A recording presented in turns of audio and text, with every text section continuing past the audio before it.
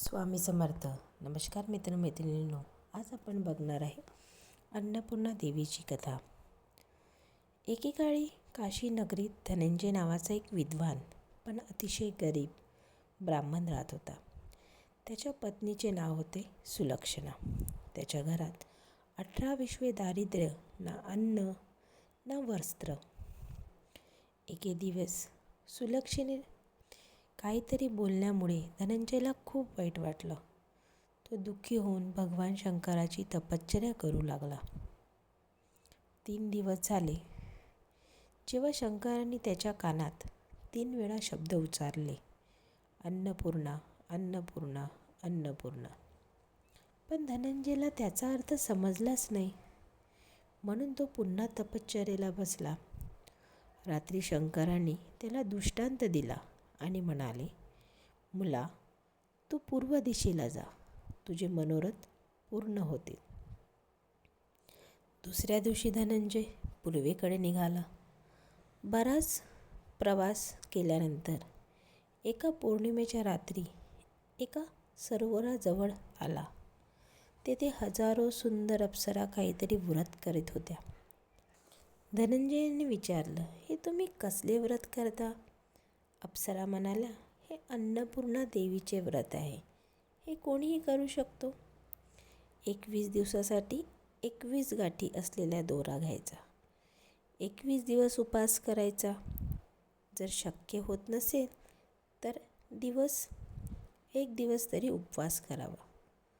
तेही शक्य होत नसेल तर कथा ऐकून प्रसाद घ्यावा. व्रताच्या दिवशी रागवायचं नाही, खोटं बोलायचं नाही. हे व्रत केल्याने आंधळ्याला डोळे मिळतात, लुळाला पाय मिळतात, निर्धनाला धन मिळतं, अपुत्रिकेला पुत्र मिळतो आणि मूर्खालाही विद्या प्राप्त होते. जी जी इच्छा धरून हे व्रत केले ती पूर्ण होते. धनंजय म्हणाला, माझ्याकडे अन्न नाही, वस्त्र नाही, विद्याही नाही. मी एक गरीब ब्राह्मण आहे. मला व्रताचे सूत द्याल का? अप्सरा म्हणाला, देऊ, पण त्याचा अपमान करू नकोस. धनंजयाने व्रत केले. 21 दिवस पूर्ण झाल्यावर सरोवरातून सोन्याची 21 पायऱ्यांची शिडी वर आली. ती उतरून गेला तर समोर अन्नपूर्णा मातेचे भव्य मंदिर होते. सोन्याच्या सिंहासनावर माता बसली होती आणि स्वतः शंकर भगवान तिच्यासमोर हात जोडून उभे होते. धनंजयाने मातेच्या चरणी नतमस्तक होऊन प्रार्थना केली. माता हसून म्हणाली, वत्सा धनंजया, तू माझे व्रत केले आहेस. मी प्रसन्न आहे. तुझे सर्व दुःख दूर होतील. तुला सुख, संपत्ती, मान, सन्मान सर्व मिळेल. मातेने वरहस्त त्याच्या डोक्यावर ठेवला. त्या क्षणी त्याला विद्या प्राप्त झाली आणि तो आनंदाने बेशुद्ध झाला. जेव्हा ती शुद्धीवर आला तेव्हा तो काशी विश्वेश्वराच्या मंदिरात होता.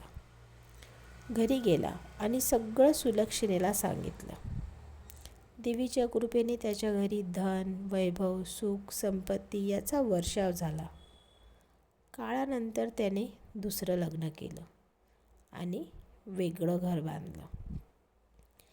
एके दिवशी सुलक्षणा म्हणाली, महाराज, हे सगळं सुख अन्नपूर्णा मातेच्या कृपेने मिळालं आहे.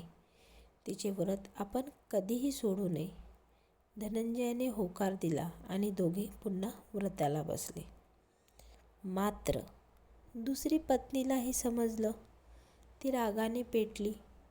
व्रताचे अजून 3 दिवस बाकी असताना तिने धनंजय झोपला असता व्रताचा दोरा तोडून जाळून टाकला. क्षणात देवीचा कोप झाला. धनंजयाचं संपूर्ण घर मालमत्तेसकट जळून गेलं. सुलक्षणेला समजलं की हे देवीच्या रागामुळे झालं आहे.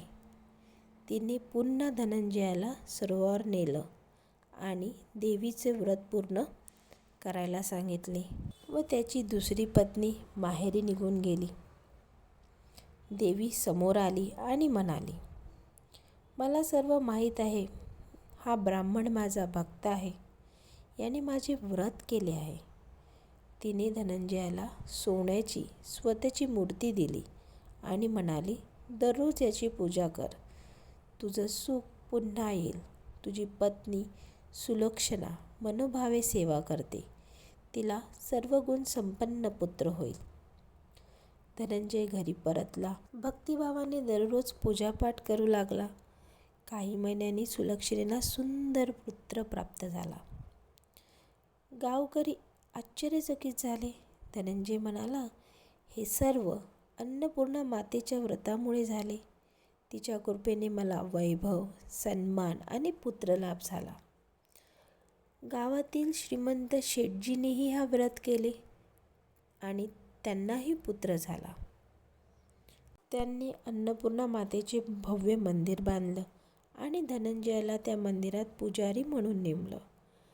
धनंजय, सुलक्षणा आणि त्यांचा पुत्र सुखाने त्या मंदिरात राहू लागले आणि अन्नपूर्णा मातेच्या कृपेने त्यांच्या घरात सदैव आनंद, धन आणि समाधान राहू लागलं.